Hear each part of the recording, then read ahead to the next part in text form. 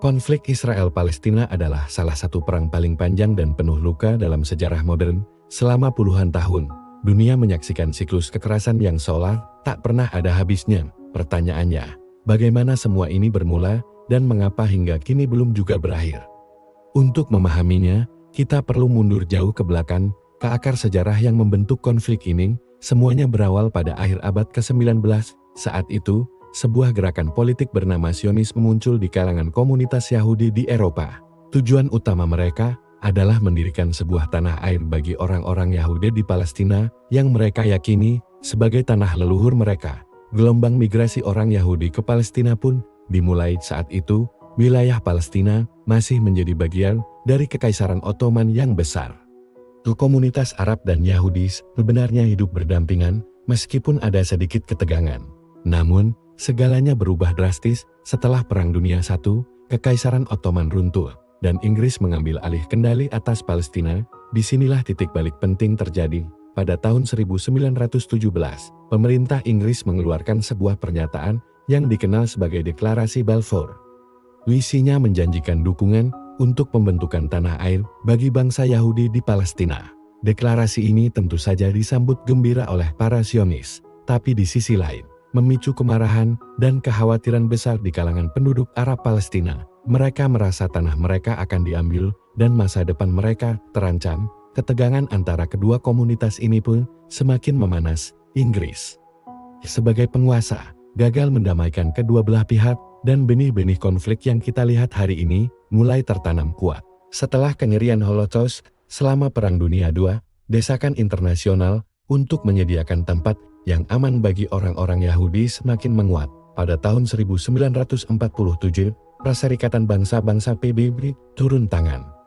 Mereka mengusulkan sebuah rencana ambisius, membagi wilayah Palestina menjadi dua negara terpisah, satu untuk Yahudi dan satu untuk Arab, dengan Yerusalem sebagai kota internasional di bawah kendali PBB. Rencana ini diterima oleh para pemimpin Yahudi, namun ditolak mentah-mentah oleh para pemimpin Arab dan mayoritas penduduk Palestina. Mereka merasa pembagian itu tidak adil dan merampas hak mereka atas tanah air mereka sendiri. Puncaknya terjadi pada 14 Mei tahun 1948, David Ben-Gurion, pemimpin komunitas Yahudi, secara resmi mendeklarasikan kemerdekaan negara Israel. Keesokan harinya, perang besar pun pecah. 5 negara Arab Mesir, Yordania, Suriah, Lebanon, dan Irak menyerang Israel dengan tujuan menghancurkan negara yang baru lahir itu. Perang ini dikenal sebagai Perang Arab Israel pertama. Hasilnya di luar dugaan, Israel, dengan kekuatan militer yang lebih terorganisir, berhasil memenangkan perang dan bahkan memperluas wilayahnya melebihi dari yang ditetapkan oleh rencana pembagian PBB bagi Israel. Ini adalah perang kemerdekaan. Namun, bagi ratusan ribu warga Palestina, ini adalah sebuah malapetaka. Mereka terpaksa meninggalkan rumah dan desa mereka menjadi pengungsi di negeri sendiri atau di negara-negara tetangga. Peristiwa tragis ini mereka kenang sebagai Nakba, yang dalam bahasa Arab berarti malapetaka. Kemenangan Israel pada tahun 1948 tidak serta-merta membawa perdamaian. Ketegangan terus membara selama hampir 2 dekade berikutnya. Kemudian, pada Juni tahun 1967, konflik meletus lagi dalam skala yang jauh lebih besar. Perang ini hanya berlangsung selama 6 hari, tapi dampaknya terasa hingga hari ini. Dalam waktu singkat, Israel melancarkan serangan kejutan dan berhasil mengalahkan gabungan kekuatan Mesir, Yordania, dan Suriah. Hasil dari perang 6 hari ini sangat dramatis. Israel berhasil merebut wilayah-wilayah yang sangat strategis dan bersejarah. Dari Yordania, mereka merebut tepi barat dan Yerusalem timur, termasuk kota tua yang suci bagi 3 agama. Dari Mesir, mereka merebut jalur Gaza dan seluruh semenanjung Sinai, dan dari Suriah, mereka merebut dataran tinggi Golan. Pendudukan Israel atas wilayah-wilayah ini menjadi sumber utama konflik yang berkepanjangan bagi Israel. Penguasaan wilayah ini penting untuk keamanan mereka. Namun bagi warga Palestina yang tinggal di tepi barat dan Gaza, ini adalah awal dari kehidupan di bawah pendudukan militer. Resolusi PBB menyerukan Israel untuk mundur, tapi hal itu tidak pernah terjadi. Sebaliknya, Israel mulai membangun permukiman-permukiman Yahudi di wilayah pendudukan. Sebuah tindakan yang dianggap ilegal menurut hukum internasional dan menjadi penghalang utama bagi perdamaian. rakyat Palestina pun terus berjuang menuntut kemerdekaan dan hak untuk menentukan nasib sendiri. Puluhan tahun hidup di bawah pendudukan melahirkan frustrasi dan kemarahan yang mendalam di kalangan rakyat Palestina. Pada tahun 1987, kemarahan itu meledak menjadi sebuah perlawanan massal yang dikenal sebagai Intifada pertama. Intifada, yang berarti mengguncang, adalah pemberontakan rakyat yang sebagian besar dilakukan dengan aksi unjuk rasa, mogok kerja, dan pelemparan batu ke arah tentara Israel. Dunia terkejut melihat gambar anak-anak muda Palestina melawan tank dengan batu.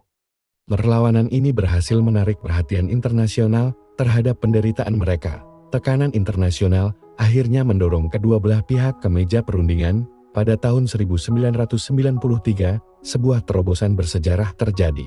Pemimpin PLO, Yasser Arafat, dan Perdana Menteri Israel, Yitzhak Rabin, menandatangani Perjanjian Oslo di Gedung Putin. Perjanjian ini memberikan harapan besar akan adanya solusi dua negara, di mana Palestina akan mendapatkan kemerdekaannya, namun harapan itu pupus. Perjanjian Oslo gagal mencapai tujuan. Akhirnya, Yitzhak Rabin dibunuh oleh seorang ekstremis Israel yang menentang perdamaian, dan kekerasan kembali meletus. Pada tahun 2000, Intifada kedua pecah. Kali ini, perlawanannya jauh lebih keras, melibatkan serangan bersenjata dan bom bunuh diri, yang dibalas dengan operasi militer besar-besaran oleh Israel. Proses perdamaian pun runtuh total, dan kedua belah pihak semakin jauh dari kata damai. Blokade ketat yang diberlakukan Israel di jalur Gaza sejak tahun 2007 semakin memperburuk situasi kemanusiaan di sana. Memasuki abad ke-21, wajah konflik kembali berubah. Di Gaza, kelompok militan Hamas mengambil alih kekuasaan pada tahun 2007 setelah konflik internal dengan faksi Fatah yang lebih moderat. Sejak saat itu, Gaza menjadi pusat konfrontasi utama antara Hamas dan Israel. Hamas yang menolak mengakui keberadaan Israel sering meluncurkan serangan roket ke wilayah Israel. Israel meresponsnya dengan blokade ekonomi yang melumpuhkan dan operasi militer besar-besaran, seperti pada tahun 2008, tahun 2012, dan tahun 2014. Perang-perang ini memakan korban jiwa yang sangat besar. Sebagian besar adalah warga sipil Palestina, termasuk perempuan dan anak-anak. Infrastruktur di Gaza hancur lebur, dan jutaan orang hidup dalam kondisi yang sangat sulit. Komunitas internasional berulang kali menyerukan gencatan senjata dan mengutuk kekerasan. Tetapi siklus ini terus berulang. Setiap kali ketegangan sedikit mereda, sebuah insiden baru akan memicu ledakan kekerasan yang lebih besar lagi, meninggalkan lebih banyak korban dan luka yang semakin dalam. Konflik Israel-Palestina bukanlah sekadar pertikaian politik atau perebutan tanah. Ini adalah luka kemanusiaan yang dalam, yang diwariskan dari generasi ke generasi. Di baliknya ada kisah tentang kehilangan, ketakutan, dan ketidakadilan yang dirasakan oleh jutaan orang. Pertanyaan besar yang tersisa untuk kita semua adalah, apakah perdamaian sejati masih mungkin tercapai? Jawabannya mungkin rumit, tapi satu hal yang pasti, dunia tidak boleh berhenti berharap dan berusaha. Terima kasih sudah menonton video ini sampai akhir. Jika kamu merasa konten ini bermanfaat, jangan lupa untuk like, share, dan subscribe channel ini, agar tidak ketinggalan video-video berikutnya. Sampai jumpa.